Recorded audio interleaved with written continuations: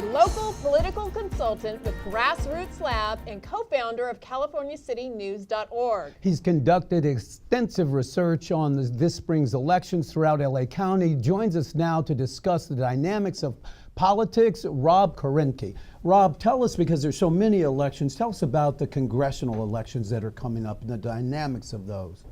Yeah, so it's a busy election season in LA County. We just had seats for 100 council seats up in March, including in the city of Los Angeles, and some big ticket ballot measures. But now we're looking ahead.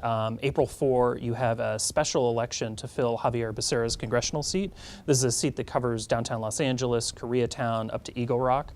A hotly contested race, right, as it would be. These seats don't come open very often.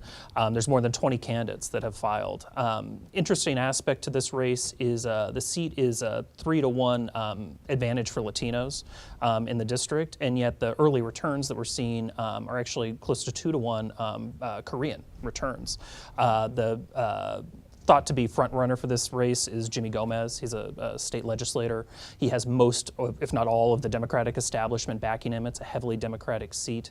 But there's 15 candidates who are Latino in the race, including a former political director for Bernie Sanders, a number of kind of Bernie type folks that are running in this, and some other strong contenders. But that Korean dynamic is a reflection of the changing demographics throughout. The district does cover Koreatown, right. Yeah. And you have, I think, a dynamic young candidate who's really making a go of it there. It's interesting because it's the first major election here in California, if you don't count the city of LA elections, which were not widely participated in since the election of Donald Trump. And the irony is that these local elections, city of LA and the dozens of other cities that we're going to see, that we saw in March, that we'll see coming up in the next few weeks, the point of having them in these off-cycle elections is so they have some time to themselves and some space from the national politics.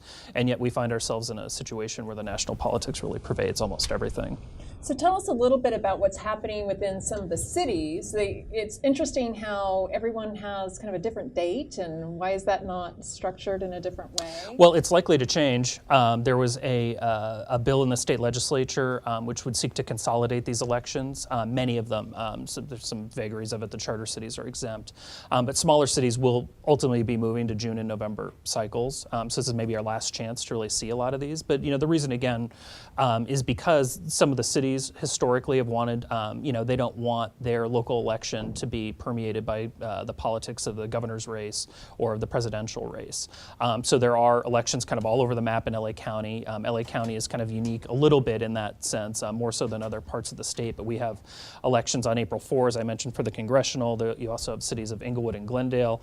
The following week in Cerritos, Burbank, Monrovia, in the tiny city of Vernon, and then later in the month, Compton has a primary and Pasadena has a runoff.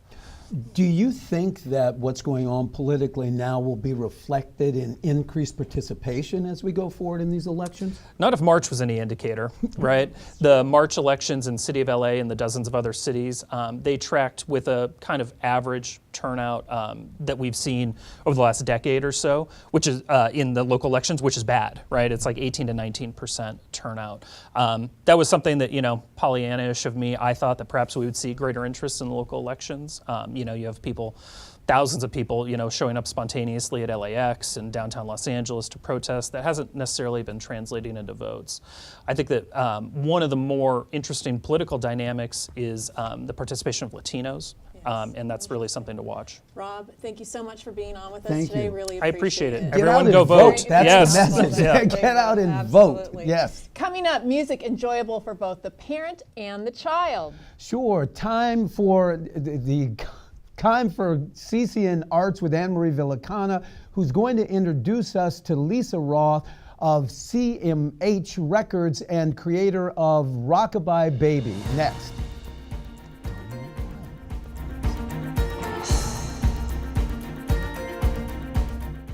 At the IMTC, we've trained regular working people like you and turned them into TV stars.